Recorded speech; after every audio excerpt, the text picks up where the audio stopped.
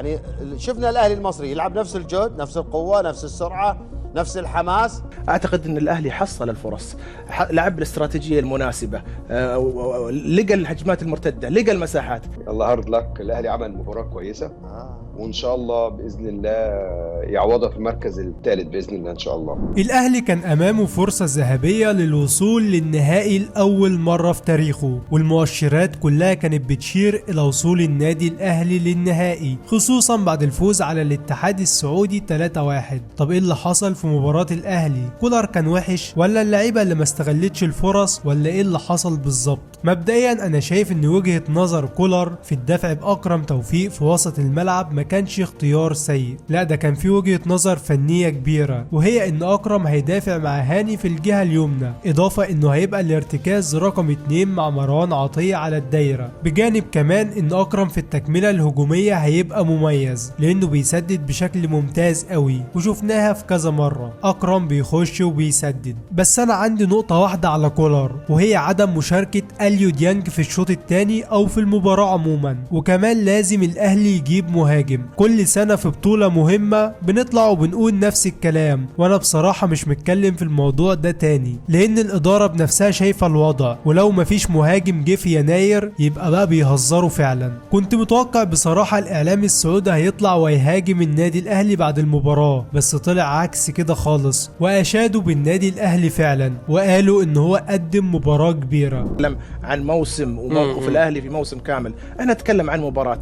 اعتقد ان الاهلي حصل الفرص، لعب الاستراتيجيه المناسبه، لقى الهجمات المرتده، لقى المساحات، لكن كان في سوء تعامل وظروف المباراة. انت لما تتاخر بهدف تضطر انك تخرج من ملعبك، بالتاكيد انك راح تلقى المساحات اللي حصلها في المنيازي وحصل مباراة. عموما مباراة جيدة، نتمنى ان شاء الله راح المركز الاول الثاني ان شاء الله انه على الاقل الميداليات البرونزيه ما تضيع من فيه. بصراحه كابتن الله هارد لك، الاهلي عمل مباراه كويسه وان شاء الله باذن الله يعوضها في المركز الثالث باذن الله ان شاء الله. ايش اللي سواه اليوم فلومينينسي البرازيلي اللي ما سواه الاتحاد؟ يعني شفنا الاهلي المصري يلعب نفس الجهد، نفس القوه، نفس السرعه، نفس الحماس، بس ما قدر يلاقي الفرص اللي لقاها قدام الاتحاد. الفريق البرازيلي اليوم ايش سوى شيء مختلف قدر يلغي فعاليه الاهلي؟ انا عاوز لاعيبه الاهلي تركز على المباراه الجايه، لان انك انت تاخد البرونزيه في كاس العالم احسن من انك انت تروح وتاخد مركز رابع، وده فعلا اللي قاله لاعيبه النادي الاهلي بعد المباراه.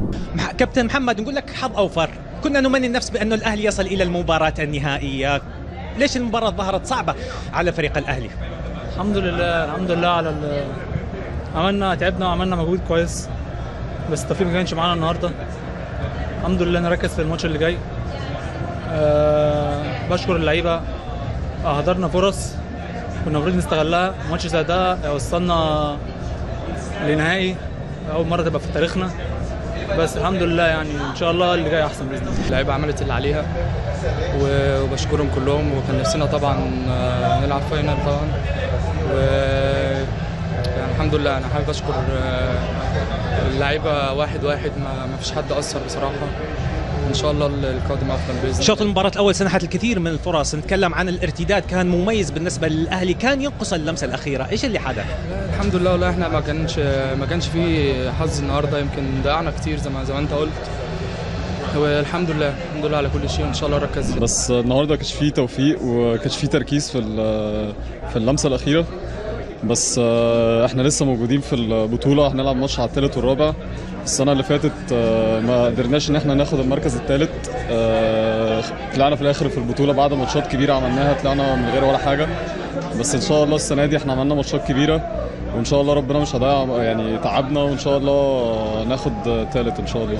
هارد لك يا كابتن، وقدمت مباراة طيبة جدا، شكرا لك. في النهاية اتمنى التوفيق للنادي الاهلي في المباراة الجاية، بإذن الله النادي الاهلي ينتصر وياخد البرونزية. وفي نهاية الفيديو ما تنساش تصلي على الحبيب عليه افضل الصلاة والسلام وتوحد الله، وبرضه ما تنساش بقى تحط اللايك بتاعك والاشتراك وتفعل زر الاشعارات. اشوفكم على خير، سلام.